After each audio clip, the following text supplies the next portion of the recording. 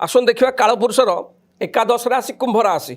कुंभ राशि ग्रहंकर स्थिति देखिले लग्न राहु, द्वितीय शनि, तृतीय मंगल, चतुर्थ रवि बुध, बृहस्पति शुक्र पंचम केतु सप्तम स्थान अवस्थान करिसेंती। तो ये ग्रहंकर स्थिति देखिले कर्मक्षेत्र कुंभ राशि व्यक्ति विशेष माने अति सुंदर फल पाइबे।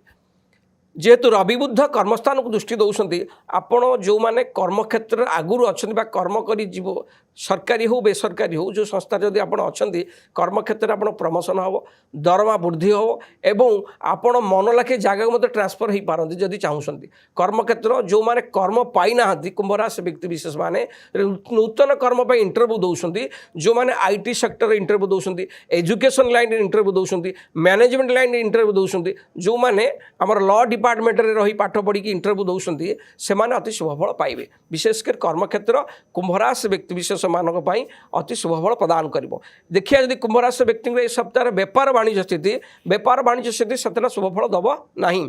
जो माने पुराना व्यापार कर निजर गुजराण मेंटेन कर ठीक से पुराना व्यापार को आप चलातु। नूतन व्यापार ए सप्ताह कुंभ राशि व्यक्ति मान करंतु नहीं, आपण घाटा बा क्षति रे पड़ी पारंती। जो माने पार्टनरशिप व्यापार कर सतर्कता अवलंबन करंतु। कुंभ राशि व्यक्ति विशेष माने जदि आम देखा धन क्षेत्र को द्वितीय शनिकर अवस्थान आपण धन केमिति बढ़िबो, धन केमिति इनकम हम से दिगरे आपण बहुत प्रचेष्टा बहुत परिश्रम करेंगे, किंतु आपण परिश्रम फल वृथा जीवनी जहाँ भी आपण को आर्थिक क्षेत्र सुदृढ़ रहिबो। आसन देखा कर्म क्षेत्र में कुंभ राशि व्यक्ति मैंने सप्ताह भल फल पाइबे, आर्थिक क्षेत्र में मध्यम धरण फल पाइबे।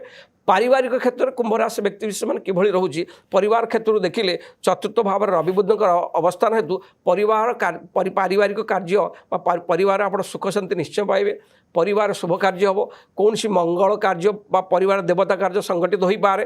कौन सी झील पुओ बा कौन सी झियारी पुतुरांकर विवाह कार्य स्थिरीकृति हो पारे। विशेषकर कुंभ राशि व्यक्ति विशेष मानी जदि समस्त अशुभत्व को दूर कर आउरी शुभ फल पाइबा चाहूँगी आपण प्रत्येक दिन आपण प्रत्येक दिन शंकर भगवान को दर्शन करूँ, महामृत्युंजय मत पाठ करूँ, कौन सी कार्य आलस्य करूँ ना। देखिए जहाँ भी रिस्ट्रिक्शन खंडन हम निश्चय शुभ फल पाइबे।